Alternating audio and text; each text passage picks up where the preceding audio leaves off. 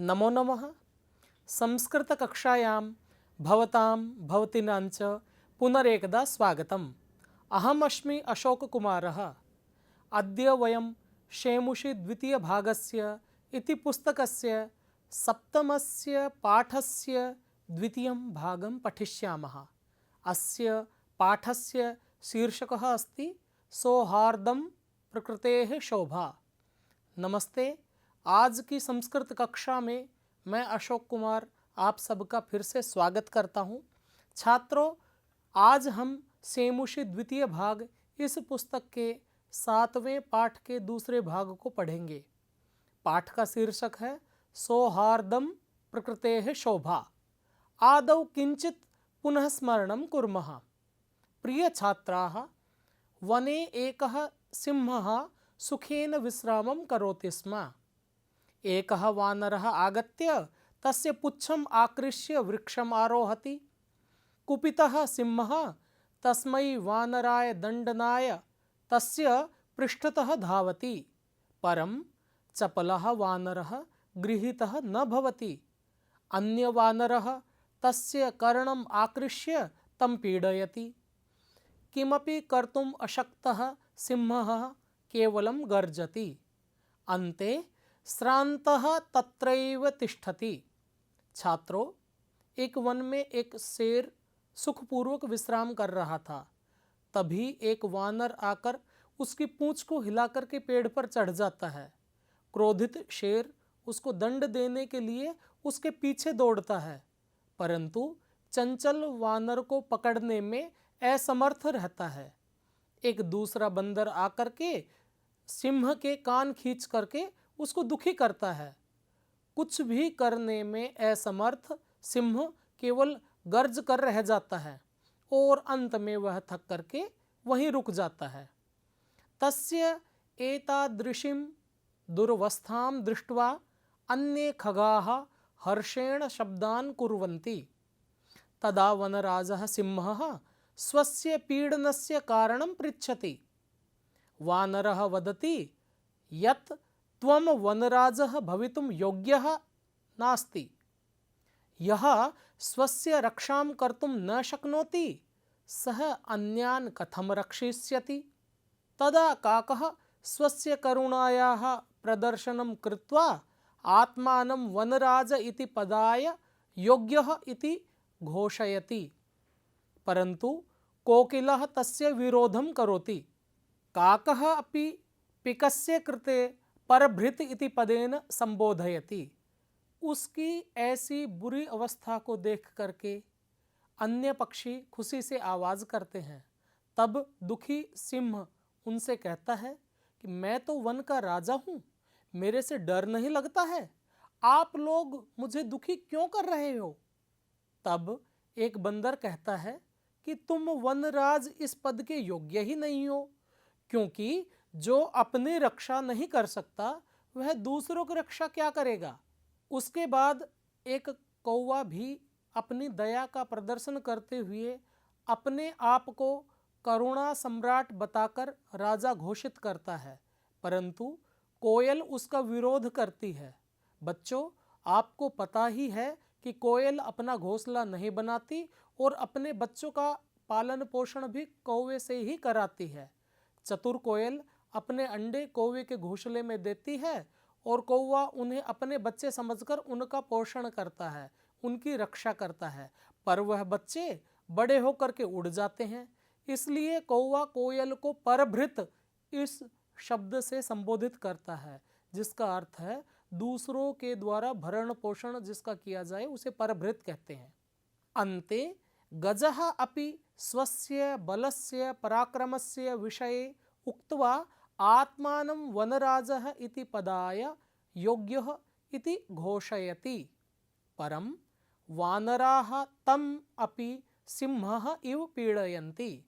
यदा वानरः कथयति यत् सिंह गजादीन् भयंकरान् पशून् जेतुम् अस्माकं वानर जाति एव समर्था, अतः अहम एव वनराज पद प्राप्तये योग्यः इति। अंत में हाथी भी अपने बल और पराक्रम के विषय में बताकर अपने आप को राजा इस पद के योग्य घोषित करना चाहता है। परंतु बच्चों, बंदर उसको भी शेर की तरह से दुखी कर देते हैं। फिर बंदर कहता है, जैसे शेर, हाथी जैसे भयंकर बलशाली पशुओं को जीतने में, उन पर नियंत्रण पाने में हमारी जाति ही समर्थ है, इसलिए इस वनराज पद के लिए मैं ही योग्य हूँ। आगच्छ अग्रे पाठस्य आनंदम स्वीकुर्मः। आइए बच्चों, आगे इस पाठ का आनंद लेते हैं। एतत् सर्वं श्रुत्वा नदी मध्ये स्थितः एकः बकः। बकः वदति, अरे अरे, मां विहाय कथम अन्य कोऽपि राजा भवितुमर्हति? अहं तु शीतले जले बहुकालपर्यन्तम् अविचलः ध्यानमग्न स्थितप्रज्ञ इव स्थित्वा सर्वेषां रक्षायाः उपायान् चिन्तयिष्यामि। योजनां निर्मीय च स्वसभायां विविध पदम् अलङ्कुर्वाणैः जन्तुभिश्च मिलित्वा रक्षोपायान् क्रियान्वितान् कारयिष्यामि। अतः अहम् एव वनराज पद प्राप्तये योग्यः। इसे सुन करके, अर्थात जो पशु पक्षियों के विवाद को सुन करके नदी में स्थित एक बगुला कहता है, अरे अरे, मुझे छोड़कर कोई दूसरा राजा कैसे हो सकता है?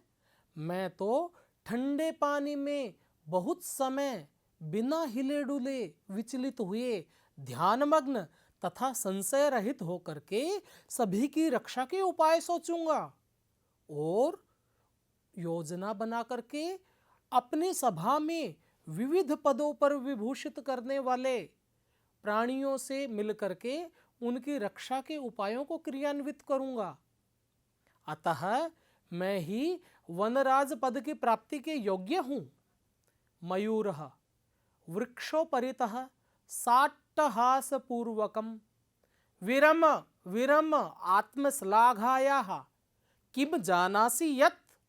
इसके बाद में बच्चों, मोर वृक्ष के चारों ओर घूमकर अट्टहास करते हुए कहता है। अट्टहास शब्द समझते हो बच्चों? आपने रामायण देखी होगी तो रावण कुंभकर्ण का जो रोल करने वाले अभिनेता थे, नायक थे, वो जोर जोर से हंसते थे, हा हा हा हा हा।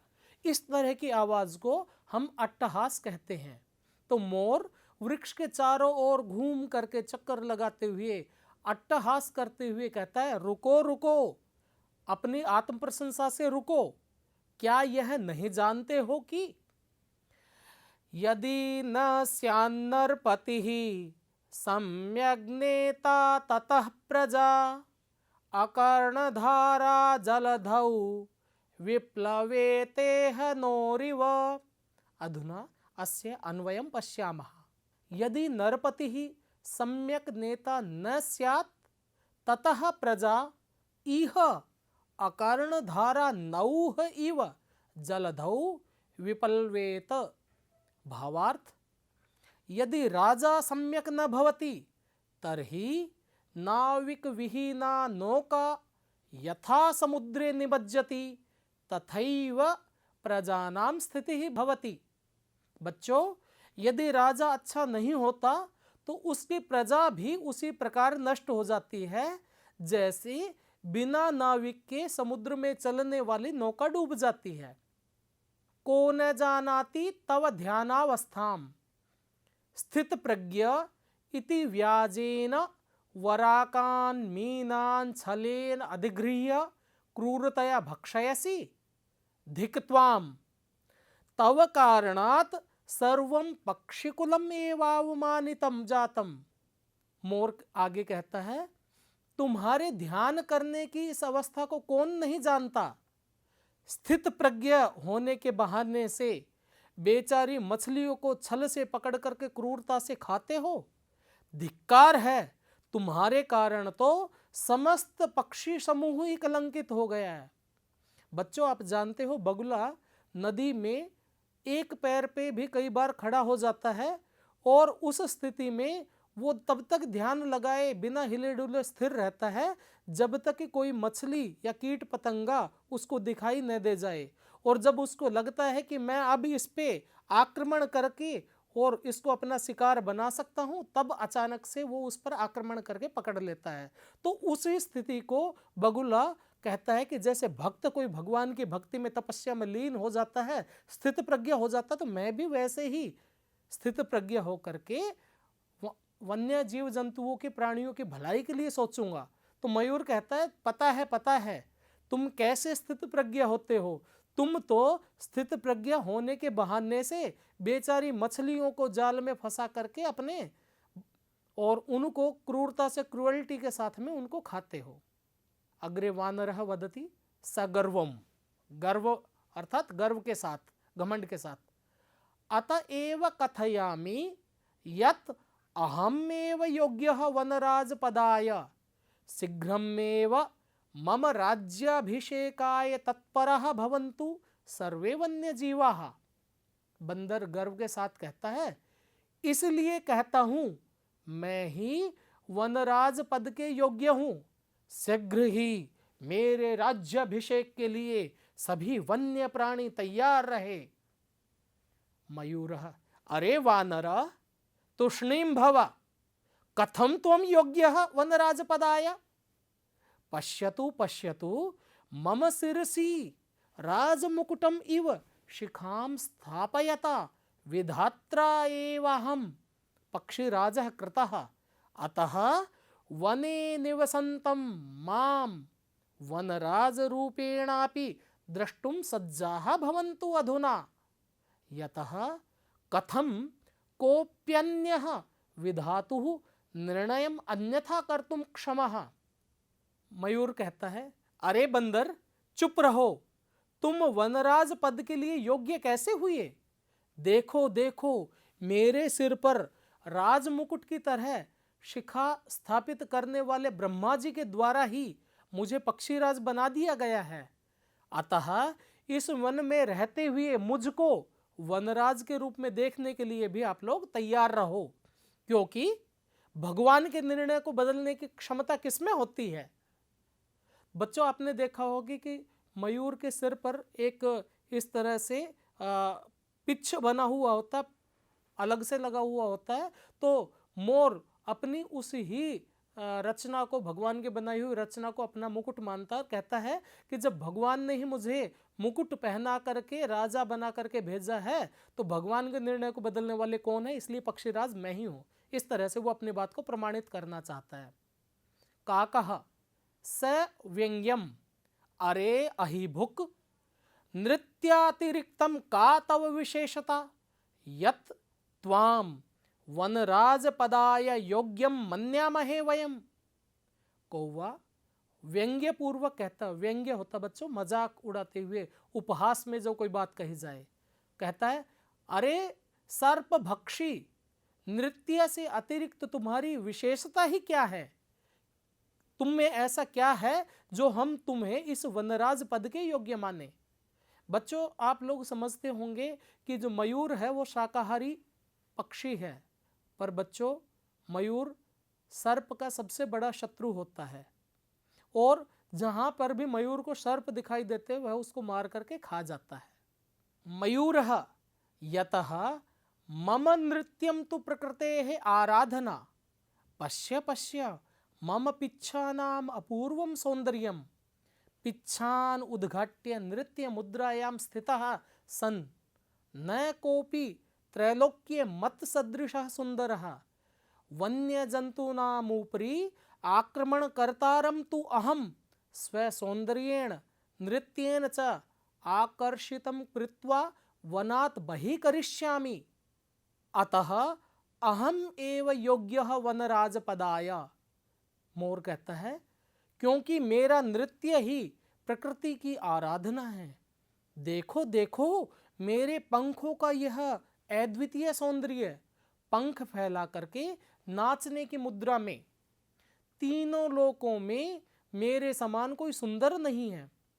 वन्य प्राणियों पर आक्रमण करने वाले को तो मैं अपने सौंदर्य तथा नृत्य से आकर्षित करके उन्हें वन से बाहर कर दूंगा। अतः मैं ही वनराज इस पद के योग्य हूँ।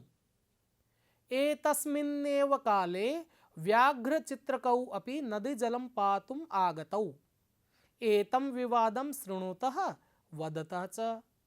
इसी समय बाघ और चीता भी नदी का पानी पीने के लिए आ गए और इस विवाद को सुनकर के कहते हैं, व्याघ्र चित्रकौ, अरे किम वनराज पदाय सुपात्रम चीयते एतदर्थम तु आवामेव योग्यौ यस्य कस्यापि चयनम कुर्वन्तु सर्वसम्मत्या।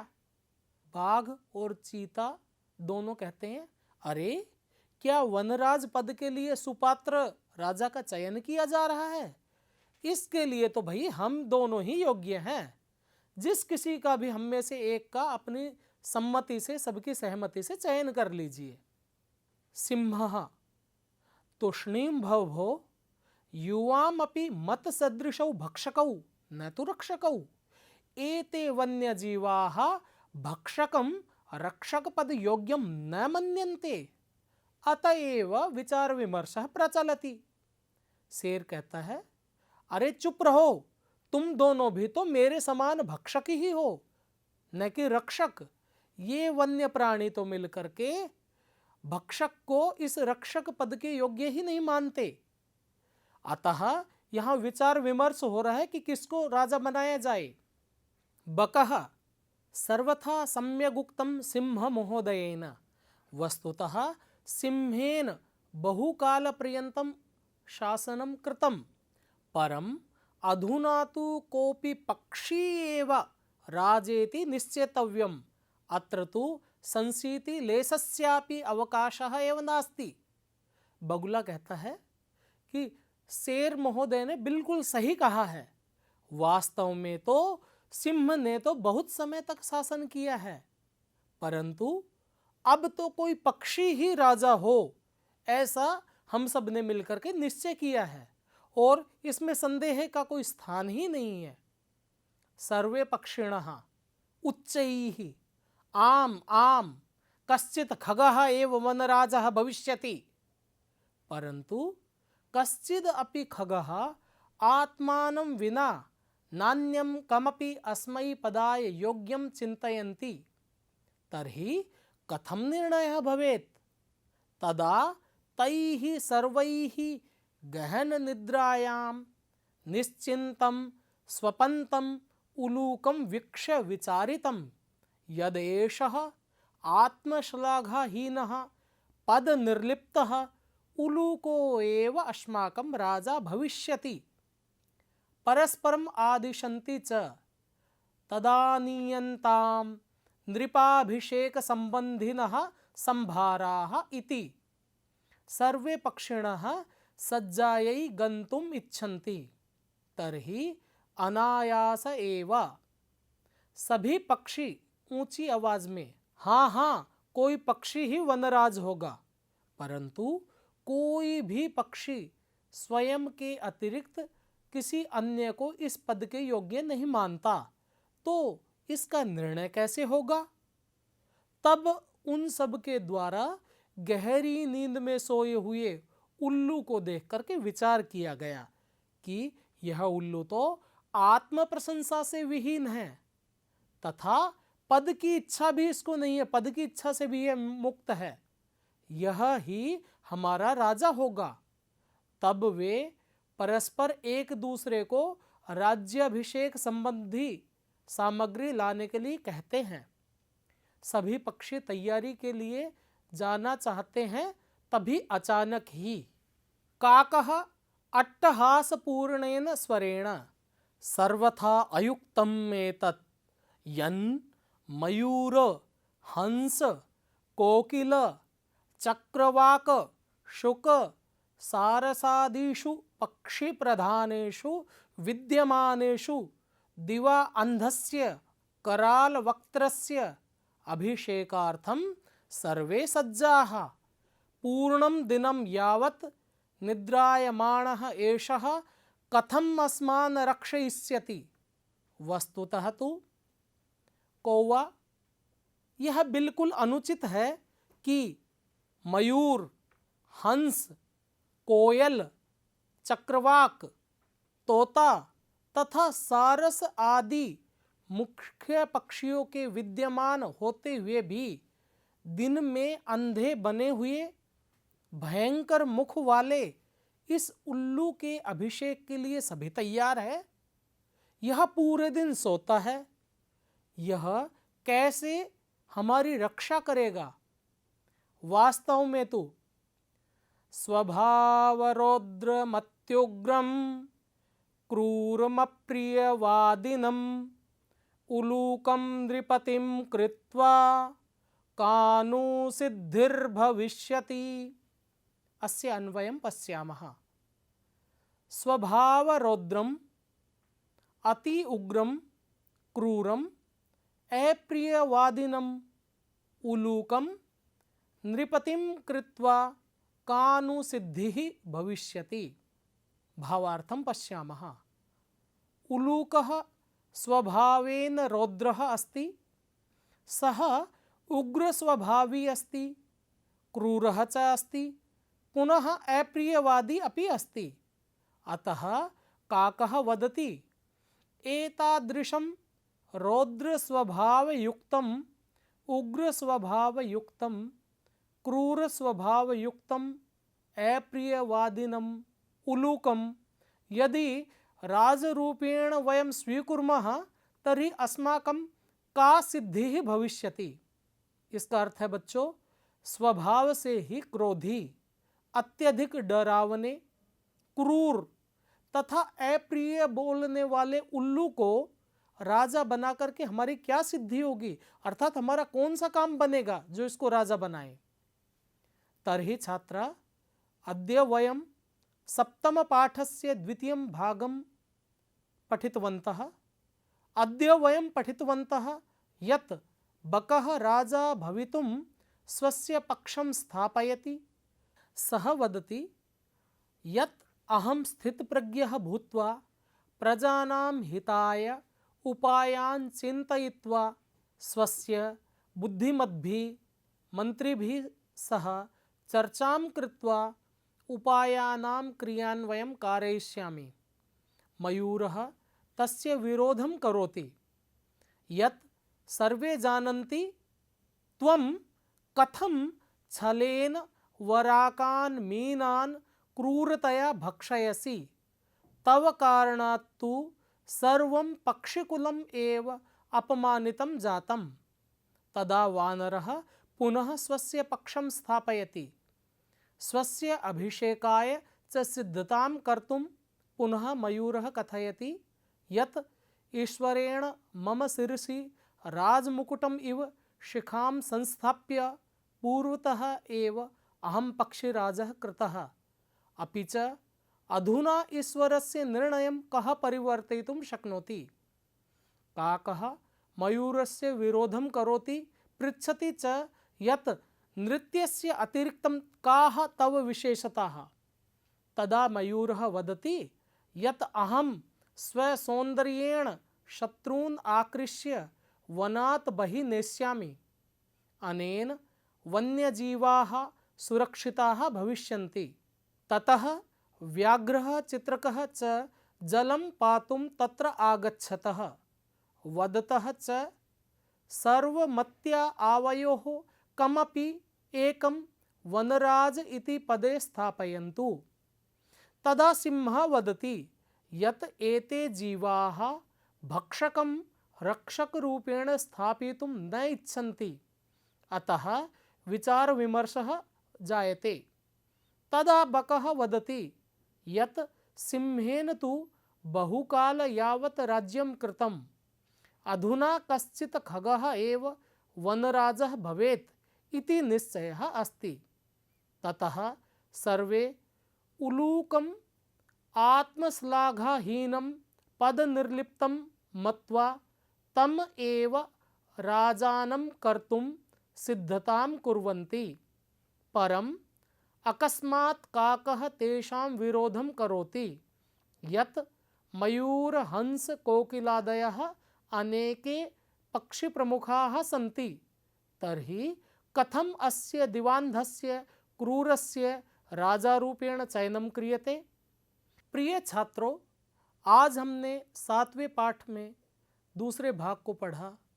हमने इसमें जाना कि कैसे बगुला राजा होने के लिए अपना पक्ष रखता है और वह कहता है कि मैं स्थित प्रज्ञ हो प्रजा के हित के उपायों को सोचूंगा और अपने बुद्धिमान मंत्रियों के साथ चर्चा करके उनका क्रियान्वयन भी कराऊंगा।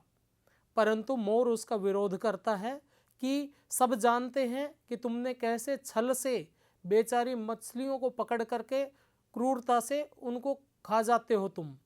तुम्हारे कारण से ही सारे पक्षी कुल का अपमान हो गया है। तब बंदर अपना फिर से पक्ष रखता है कि सारे पक्षी उसी के अभिषेक की तैयारी कर ले, वही राजा होने के योग्य है। उसके बाद मोर कहता है कि ईश्वर ने तो पहले से ही मेरे सिर पर राज मुकुट की तरह शिखा लगा करके मुझे पक्षीराज बनाया हुआ है, और भगवान को निर्णय को बदलने में कौन समर्थ है, किसके इतना सामर्थ्य है कि वो भगवान के ईश्वर के निर्णय को बदल दे। कौवा मयूर का विरोध करता है और पूछता है कि नाचने के अतिरिक्त तुम्हारे अंदर क्या विशेषताएं हैं। तब मोर कहता है, अरे मैं तो अपने सौंदर्य से शत्रुओं को आकर्षित करके उन्हें वन से बाहर ले जाऊंगा, इससे सारे जीव जंतु सुरक्षित रहेंगे। उसके बाद बाघ और चीता पानी पीने के लिए वहां आते हैं और कहते हैं, भाई वनराज पद के लिए विचार चल रहा है तो हम दोनों से योग्य और कौन हो सकता है, इसलिए अब सब अपनी सहमति से हम में से किसी एक को वनराज बना लीजिए। शेर कहता है, अरे भाई ये तुम क्या कह रहे हो, ये जीव जंतु और वन्य प्राणी तो किसी भक्षक को अपना रक्षक नहीं बनाना चाहते, इसलिए तो यहाँ पर विचार विमर्श चल रहा है। तब उसने कहा कि शेर ने तो बहुत काल तक राज्य किया है, अब तो कोई पक्षी ही यहाँ का राजा होगा, यह निर्णय किया है। उसके बाद में सोए हुए उल्लू को आत्म प्रशंसा से रहित और पद की मोह माया से दूर जान करके सारे पशु पक्षी उसी को ही अपना राजा बनाने के लिए विचार करते हैं। परंतु कौवा उनका विरोध करता है कि मोर, हंस, कोयल, चक्रवाक, सारस आदि प्रमुख पक्षियों के रहते हुए भी कैसे इस दिन में अंधे क्रूर को राजा के रूप में चुन रहे हो। तो इस तरह से उनका कलह चलता रहता है। बच्चों, अगले भाग में हम पढ़ेंगे कि निर्णय क्या होता है, राजा कौन बनता है।